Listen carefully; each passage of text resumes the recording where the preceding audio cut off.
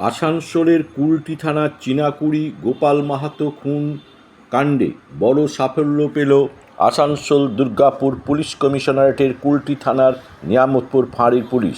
এই ঘটনার মূল অভিযুক্ত কৃষ্ণা নুনিয়াকে উত্তরপ্রদেশের প্রয়াগরাজ জেল থেকে গ্রেপ্তার করা হয়েছে। জানা গেছে, মোবাইল চুরির একটি মামলায় সে উত্তরপ্রদেশে ধরা পড়ে সেখানকার জেলে ছিল। পুলিশ সূত্রের খবর, 2025 সালের 19শে আগস্ট হওয়া এই বহুচর্চিত খুনকাণ্ডের পরে থেকেই পলাতক ছিল কৃষ্ণা নুনিয়া। দীর্ঘ তদন্তের পর তার অবস্থান সম্পর্কে নিশ্চিত হয়ে নিয়ামতপুর ফাঁড়ির পুলিশ উত্তরপ্রদেশে যায়। সেখানে প্রয়াগরাজ জেলে থাকা কৃষ্ণাকে সোন অ্যারেস্ট করা হয়। তারপর আদালতে পেশ করে ট্রানজিট রিমান্ডে নেওয়ার পরে সমস্ত আইনি প্রক্রিয়া সম্পূর্ণ করে তাকে শুক্রবার সকালে আসানসোল আদালতে নিয়ে আসে পুলিশ।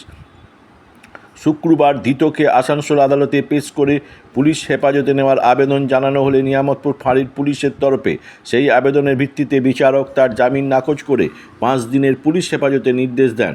তদন্তকারীদের দাবি, তাকে জেরা করে এই খুনকাণ্ড নিয়ে একাধিক গুরুত্বপূর্ণ তথ্য সামনে আসতে পারে। প্রসঙ্গত, গোপাল মাহাতো চিনাকুড়ির বাড়ি থেকে ডেকে নিয়ে গিয়ে দূরে একটি মাঠে পিটিয়ে খুন করেছিল দুষ্কৃতীরা। পরিবারের তরফে এই ঘটনার সঙ্গে জড়িত থাকার অভিযোগে কৃষ্ণা নুনিয়া সহ বেশ কয়েকজনের নাম দেওয়া হয়েছিল।